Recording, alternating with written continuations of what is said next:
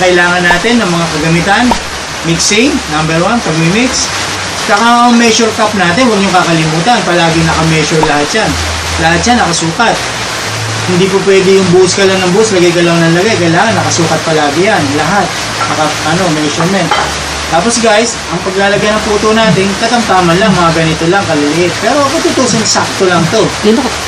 Guys, eto na, papakita na Lisa and Joe ang paghalo nito at paggawa nito. Kaya guys, stay put lang kayo ha, huwag niyong kakalimutan mag-YouTube, ang YouTube channel namin, i-subscribe niyo at i-like niyo na rin. Kaya guys, wow! Kaya guys, ito ngayon, bibigyan natin, natin yung recipe natin, i-mix na natin at ihahanda na natin para pag mamaya, iluluto na natin na mabuti. Guys, itong cheese na pinipress ko, kalahati ito ng isang box. Ito yung kalahati niyang naiwan, guys. Ito yung kalahati niya, andito na ngayon. Pinipress ko na ngayon siya para sa puto. Kaya kailangan, guys, bago mo i-press siya ng ganito, kailangan chop-chopin mo ng tamang-tama lang ang sukat para na ipipress mo ng husto. Alam nyo, guys, kailangan i-press nyo na nang i-press ito mabuti. I-press nyo, i-press. Yan, i-press. Para yung lalabas na cheese dyan sa maliliit na butas. Maliliit lang ang makukuha natin. Ayan siya, guys. So, tingnan nyo. Ayan siya, yung cheese nya. Ayan siya, guys. Yung cheese nya yan.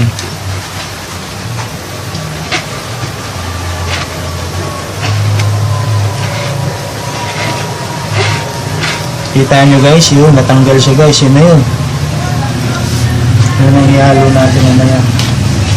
Kaya guys, kaya ginagawa natin i-press natin yung cheese, pinuhin natin kasi para pag hinalo natin mamaya sa puto, lahat pagsasama-samahin na natin yung mga ingredient niya, hindi siya magbubuo-buo pag hinalo mo ng hinalo. Lalo na pag minimix mo na yung puto ng gusto, kailan maganda yung cheese kasama sa pagpino. Kaya guys, ang paggagawa ng puto hindi ganun-ganun lang kadali. Kung tutusin, guys, talagang pag-ano muna siya na mabuti. Kaya guys, kung tutusin yung putong gagawin natin, mga special na harina lang, hindi siya kamukha ng mga ginagawa nila. Kaya ganito, guys, ang ginagawa natin kasi ang putong ginagamit natin ay flour, harina. Hindi pwede na kung ano na lang ginawa mo, okay na yun, mapaangat mo siya, maluto mo siya, okay na, puto na. Ito hindi. Kailangan ang pagkaputo na ito masarap, magandang klase, hindi siya buo-buo. Kaya guys, ito guys, ilalagay natin ngayon yung mga flour.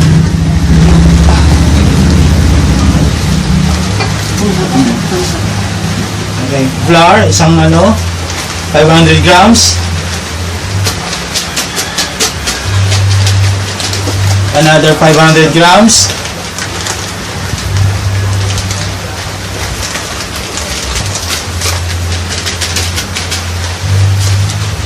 Sugar.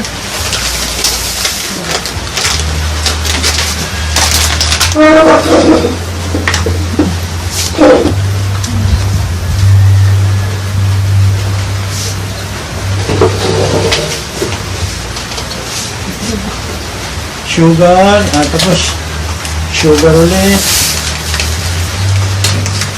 Kaya guys, kailangan natin to, i-mix natin na mabuti, magandang mix.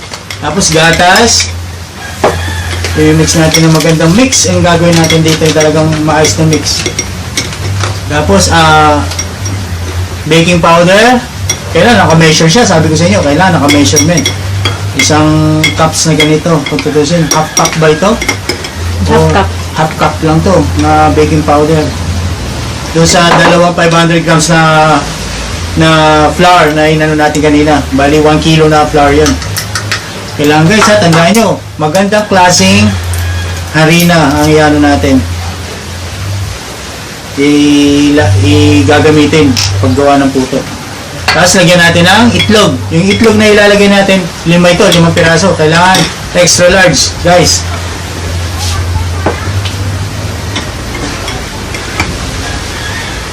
Tapos lagyan natin ng vanilla. ubos na natin to kung tutusin. Ito guys ha. Kailangan si Lisa palagi nasa tabi ko kasi kaya nga Lisa Injo kailangan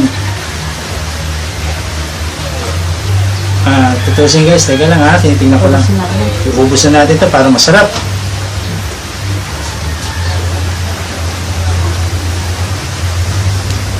Okay, yun na yun guys. Bali dalawang ano lang yun, spoon na malaking spoon ha, malaking kutsara. Tapos yung butter guys, i-ano natin to, ilalagay rin natin. Ngayon guys, tingnan nyo. Ito ang isang butter na kalahati siya. Pero guys, tingnan nyo, nag-melt siya, ano siya oh, nag-melt. Dahil ito ang sikreto. Hindi mo kailangan ibigay yung butter na buo. Kailangan melt siya, yung nilusaw mo ng gusto. Guys.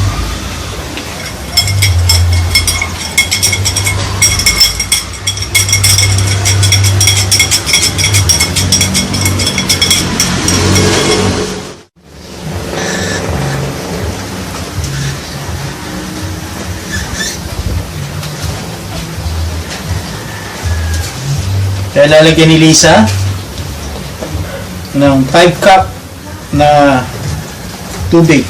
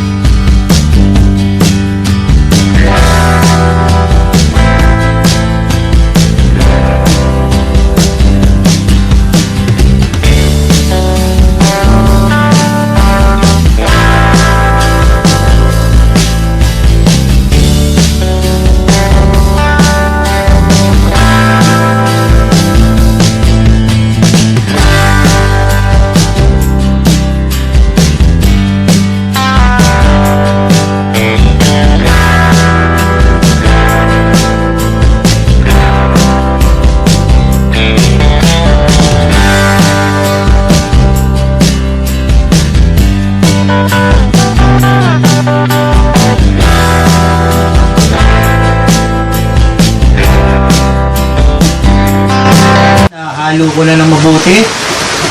Ilalagay ngayon natin dito sa isang bowl na ito. Isasala natin ulit. Para merong mga buo-buo pa na iiwan.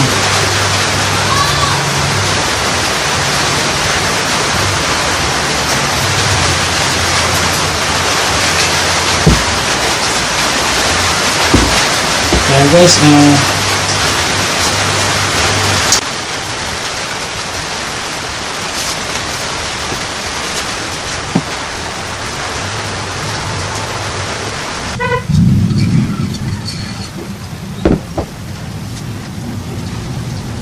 kasi pag hindi mo haluin isalain, pag kailangan sinasala mo, makikita mo yung mga bilog-bilog, yung mga hindi nalusaw na mga cheese, mga bilog-bilog, makikita mo nyo mamaya, papakita ko sa inyo guys. Ayan, tingnan mo, ang ganda ng naiiwan na ano.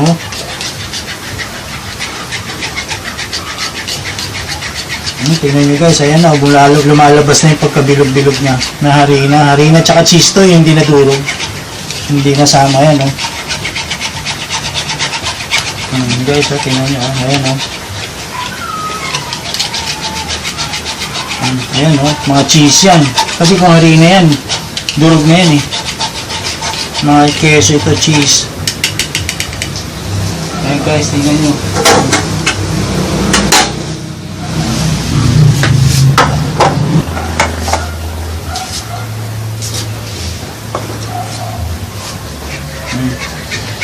Kita nyo guys, puno na siya. Punong-puno na yan. Kasya ba? Tama lang siya.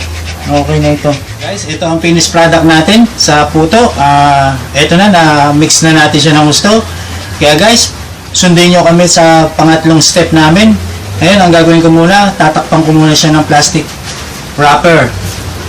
Ito yung guys. Dali, handa natin yung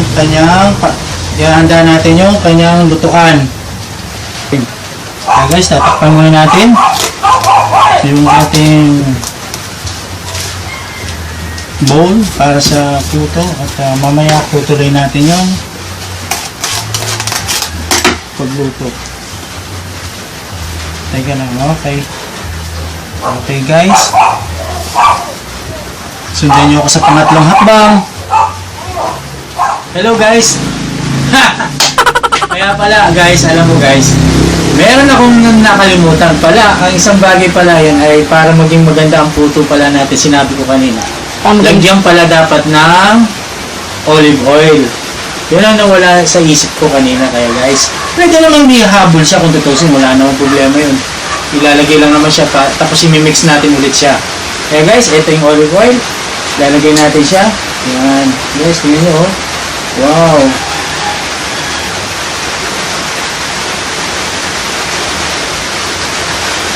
Yan, i-mix natin siya ngayon guys. Ito ngayon, i-mix natin.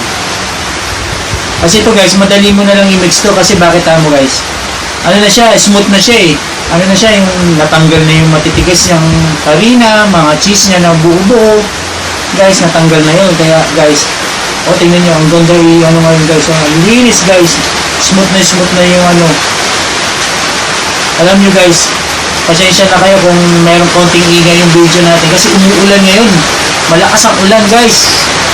Gumagawa kami ngayon ng vlog. Umuulan, natapat umuulan guys. Oh, lakas ng ulan pa naman. Kaya konti na lang. Intindihin na lang ninyo. Pero hindi naman masyado siya naririnig. May konting ingay lang. Hi guys, eto na naman kami. At ilalagyan na natin yung mga cups natin ng para sa puto. Iluluto natin guys. Kaya eto guys. Eto na ngayon, lalagyan natin siya. Etong isang ganito guys, kung tutusin guys, isang puto na ito. Sakto lang ang pagkaputo na ito guys.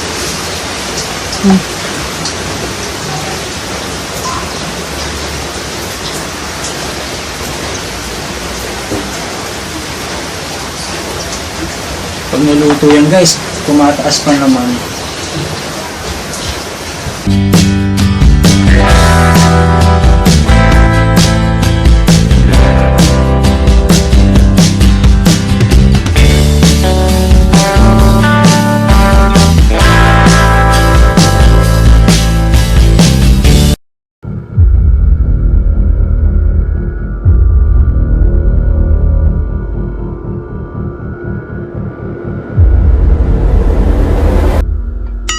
Alam nyo guys, hindi naman kasi paninda ito, pang family na puto ito. Na kumahali, siyempre, tayo rin ang kakain para maging masarap. Kaya lang, ang cheese na ilalagay natin, magandang klase, tsaka malalaki yung cheese. Ilalagay natin yung mga cups ng puto. Umpisa na natin kasi kailangan bago may ilagay ito guys, kailangan kumukulo na yung ano niya, yung tubig niya.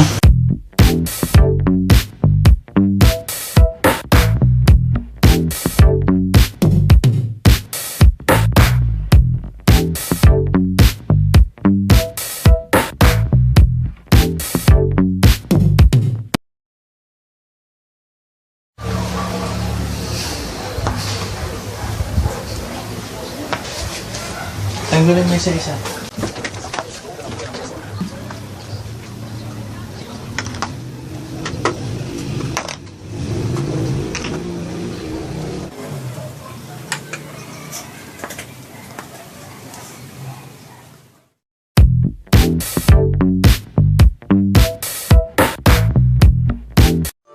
Dito, tita.